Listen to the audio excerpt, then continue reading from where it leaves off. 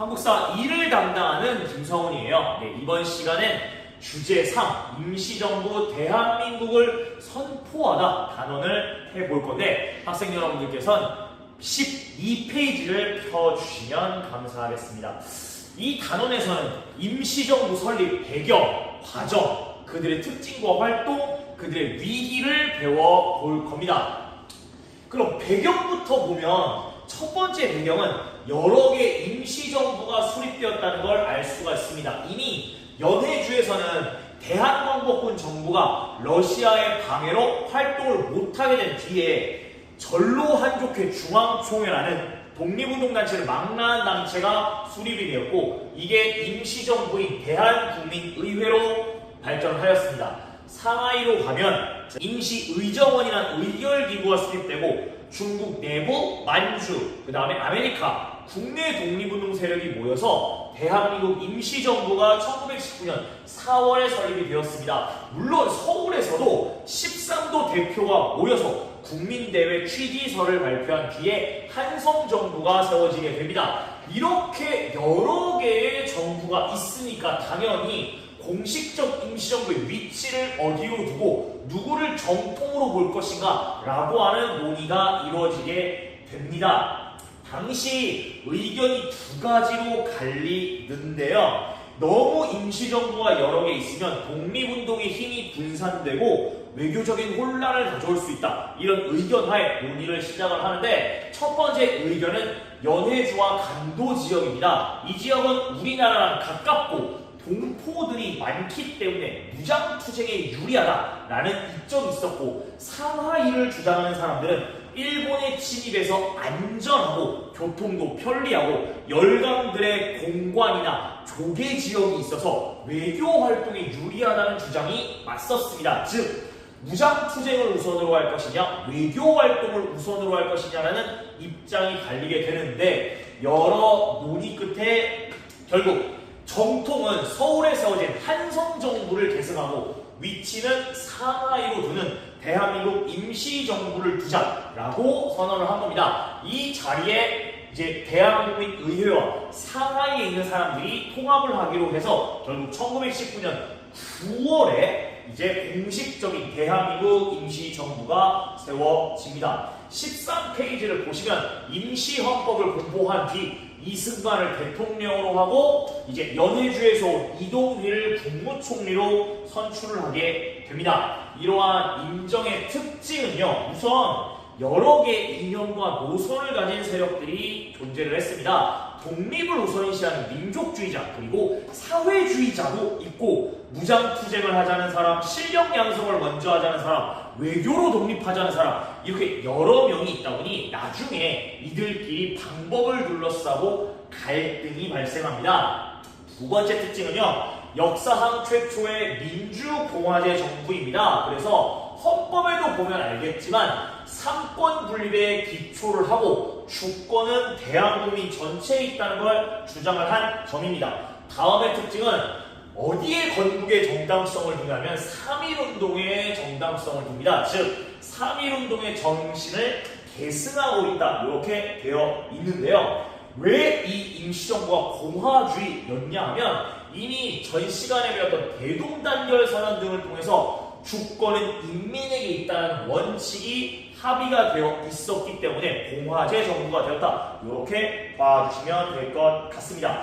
책에는 안 나왔지만 구성이라고 한다면 대통령이 국무원의 수장이 되고 산하 8개 부서를 넣어서 행정을 분담하기도 하였으며 의결기관인 의정원에서는 출신 지역별로 의원을 선출해서 구성을 하기도 하였습니다. 그러면 이들이 어떤 활동을 하였는지를 우선 볼 텐데요.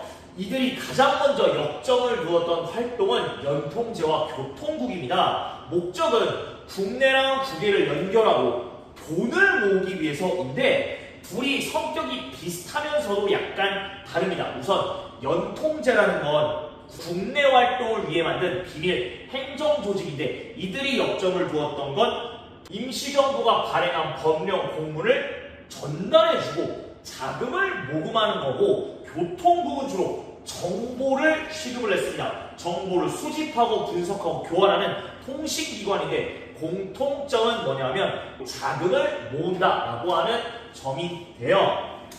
먼저 이제 교통국을 보시면 지구가 만주에 있고 국내 각 군과 면에 교통국과 교통소를 설치하였는데 대놓고 못하니까 이렇게 위장할 수 있는 기업체가 하나 필요했습니다. 이때 당시에 만주 지역에 이륙양행이라는 기업이 하나 있었는데 거기를 근거지로 하여 교통국 활동을 벌이게 됩니다. 밑에도 나오죠. 영국 국적인 아일랜드인인 조지 루이스 쇼가 경영하는 무역회사였다. 이 쇼는 외국인이라는 점을 이용해서 독립운동가들의 망명을 돕고 무기 수입, 군자금 조달 등 교통국 역할을 하였다라고 하는데 여기 보시면 알겠지만 이 아일랜드도 영국의 식민지였기 때문에 한국의 처지에 공감하며 도와주었다라고 봐주시면 될 것 같습니다. 다음으로는 독립신문인데요. 독립협회가 발행한 독립신문과는 구분을 하셔야 됩니다. 여기 나오는 독립신문은 임시정부의 기관지이며 독립운동, 국내외 소식을 동포들에게 알리기 위한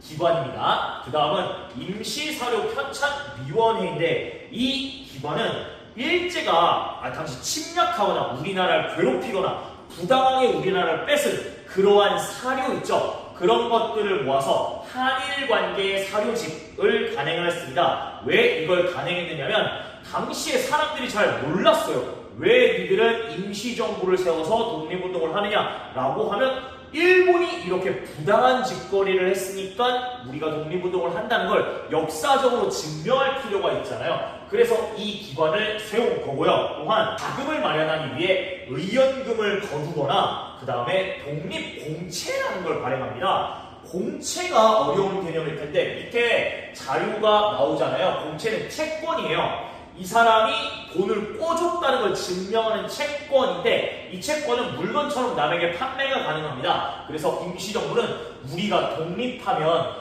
이자 붙여서 이 채권에 해당되는 돈을 너희에게 갚을게 라고 했고 많은 동포들이 이걸 구입해주면서 임시정부에 자금 지원을 하였습니다. 현재 지금 정부가 독립공채를 상환을 하고 있습니다. 또한 자금은 연통제나 교통국, 이륙양행 그 다음에 부산의 백산상회 등 여러 지점을 통해서 정부에 전달이 되었는데 마지막 문단에 보시면 임시정부가 가장 역점을 두었던 외교 활동이 나오고 있습니다. 먼저 프랑스에는 파리 위원부, 미국에는 구미 위원부를 두었는데 특히 구미 위원부의 대표가 바로 이승만입니다. 즉 대통령이 정부에 있는 게 아니라 미국에 있으면서 활동을 했고 한국의 독립 문제를 여론화하려고 했습니다. 그래서 국제연맹 워싱턴 회의의 독립을 청원을 하기도 했고 김규식을 전권 대사로 임명을 해서 파리 강화회의의 독립 청원서를 다시 한번 넣기도 했습니다. 책에는 안 나왔지만 이동휘라든가 김규식 같은 분들을 당시 모스크바에 극동인민대표대회라는 게 열렸어요. 거기에 참가를 시켜서 당시 소련의 수장인 레닌이 한국의 독립을 지원해주겠다 이런 약속을 받았지만 약점은 당시 외교활동이 그닥 성과가 없었다는 데 있다는 점 알아두시면 좋고요. 군사활동도 그닥 두드러지진 않았지만 하기는 했습니다. 국무원 산하에 국무부라는 부서를 설치해서 군사 업무를 관장하기도 했고 만주에 있는 독립군 단체를 이 국무부의 밑으로 편제를 하였습니다. 또한 남만주에 1920년에 광복군 사령부를 설치했는데 이게 훗날 광복군 총령으로 변화합니다. 그리고 남만주에 있는 독립군들을 통합을 해서 육군 주만참의부 이러한 부대를 편성하기도 하였는데 약점이라고 한다면 이 당시에 독립군들은 아예 임시정부와는 별개로 활동을 했습니다. 즉 여러 가지 부서를 많이 만들고 부대를 두고 이렇긴 했지만 전혀 통제를 하지 못했다라는 점이고 임시정부 또한 전쟁보다는 외교에 좀 더 역점을 두었다. 이렇게 알아두시면 될 것 같습니다. 자, 그래서 이제 14페이지로 넘겨보면 여러 가지 위기가 보이게 됩니다. 자, 임시정부가 맞았던 위기는 첫 번째는 1차 세계대전 이후에 열강들은 한국 문제에 별다른 관심을 보여주지 않았습니다. 왜냐? 일본은 1차 세계대전의 승전국이었고 한국은 그곳의 식민지였기 때문입니다. 두 번째로는 외교활동이 성과가 없으니까 당연히 독립운동가들은 비판을 하죠. 뭐야 이게 외교 활동이 아무런 성과가 없는데 계속해야 돼? 방법을 바꾸자 이런 거고요. 연통제와 교통국은 옆에 사진으로도 보이지만 일제한테 조직이 발각되면서 붕괴되었습니다. 그래서 국내랑 통신을 할 수 없고 자금 모금이 불가능해졌습니다. 또한 보시면 사회주의 운동 세력이 형성되면서 갈등을 겪었다라는 점이고요. 더 큰 사건은 이승만이 일으킨 국제연맹 위임 통치 청원 사건입니다. 당시 이승만은 임시정부의 대통령이면서 미국 대통령 윌슨에게 윌슨님 한국은 국제연맹 위임 통치하에 두어주십시오라고 청원을 한 겁니다. 이게 미묘하게 우리가 지금 일본으로부터 독립하려고 이 고생을 하고 있는데 또 다른 집단 밑에 통제해 둔다라고 들으니까 이 독립운동가들의 비난 여론이 엄청나게 고조되어서요. 아예 몇몇 운동가들은 이럴 거면 임시정부나 임시의정을 아예 해산시켜버려라 이런 비난도 있었고 이승만 자체가 미국 지역의 독립운동 자금을 본인이 먹었다. 또한 대통령 정부에 너무 소홀하다. 임시정부에 아예 예가 없다. 이런 비판 때문에 결국 국민대표회의를 열자라는 의견이 있었습니다. 당시 의견 분열로서는요. 이동휘를 중심으로 한 무장투쟁론이 있었고 안창호를 중심으로 실력을 먼저 양성하자 이승만을 중심으로 우린 어쩔 수 없이 외국의 힘을 빌어야 한다. 외교론이 있었는데 결국 1923년 상하이에서 국민대표회의가 열렸습니다.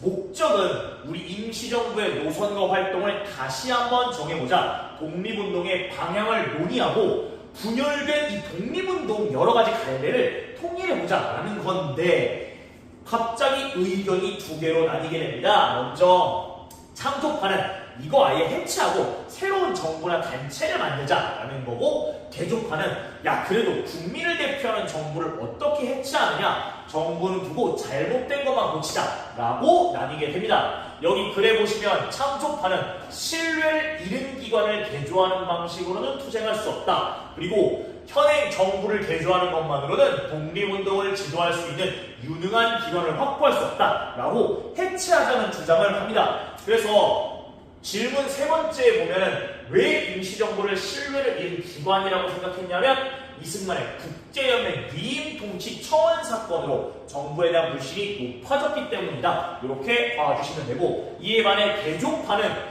정부 전체를 비난해서는 안 된다. 몇몇 사람은 물러나게 하고 새로운 사람을 선출하면 잘하게 될 거다. 괜히 새로운 기관을 설립하면 내부 투쟁만 커질 거다라고 그냥 두자라고 했습니다.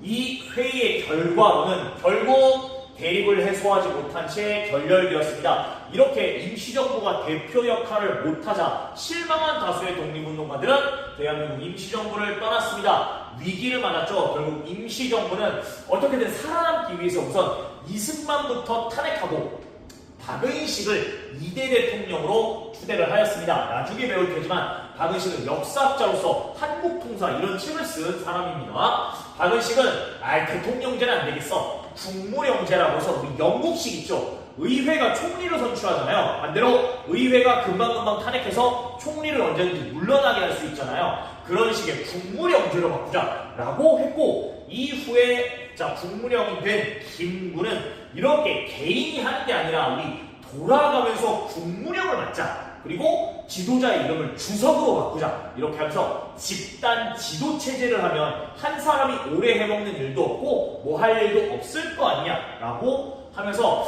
여러 가지 노력을 기울이게 된다라고 봐주시면 될 것 같습니다. 그러면 탐구활동 봅시다. 탐구활동에 보면 어떤 길을 가야 했을까 해가지고 민주공화국에 대한 열망은 같았지만 독립운동의 방향에 대해서는 다른 생각을 가지고 있었다라고 나옵니다. 가라가 나오는데요. 가는 이승만이 주장한 겁니다. 우리의 운동은 외국의 원조를 받지 않고는 어렵습니다.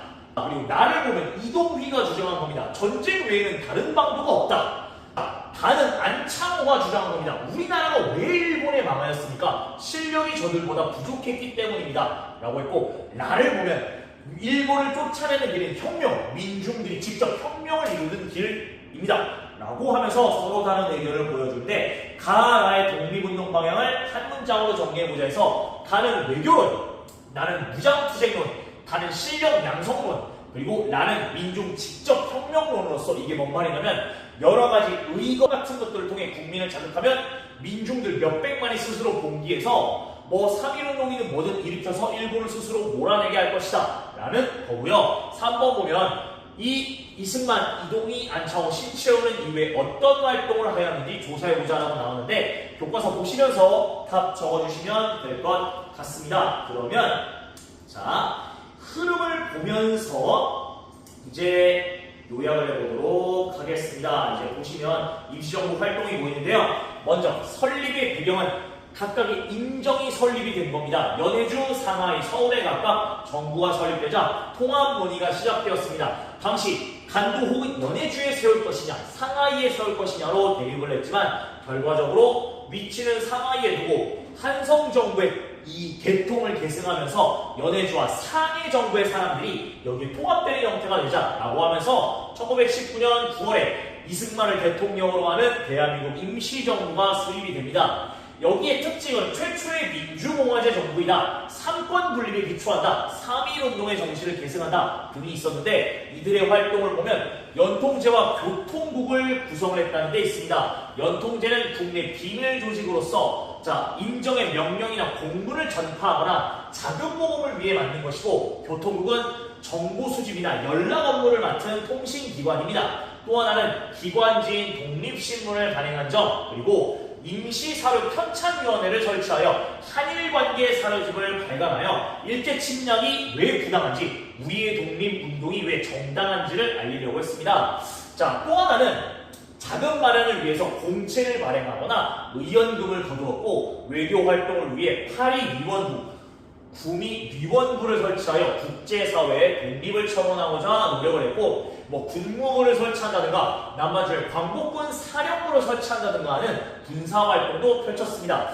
그렇지만 배경으로 가보시면 열강들은 1차 대전 승전국인 일본의 식민지인 한국 독립에는 관심이 없었던 점, 외교활동의 성과가 없고 연통제와 교통국은 일제 발각되어 붕괴된 점, 또한 이승만이 미국 대통령 윌슨에게 한국을 국제연맹 미인 통치하에 둘 것을 청원했다는 그런 여러가지 배경 때문에 1923년 상하이에서 국민대표회의가 열립니다. 목적은 독립운동의 방향과 활동을 재논의하고 분열된 독립운동 세력을 통일하기 위해서지만 결국 창조파와 개조파 간의 의견 대립을 해소하지 못하고 결렬되었습니다. 실망한 다수의 독립운동가들은 임정을 떠나면서 임정이 세력이 약화되었습니다. 그래서 다시 한번 살아나기 위해 이승만을 탄핵한다든가 또한 헌법을 개정해서 대통령제를 이제 국무령제로 바꾼다든가 김구처럼 집단 지도체제로 해서 국무위원들이 차례차례로 국무령 혹은 주석을 맡는 체제로 바꾸면서 여러 가지로 살아남으려고 했다. 여기까지 알아보시면 될 것 같습니다. 네, 오늘은 여기까지 하겠고요. 다음 시간에 뵙도록 하겠습니다. 구독과 좋아요, 댓글에 알림 설정 부탁드립니다. 항상 최선을 다하는 청명이들 사랑합니다.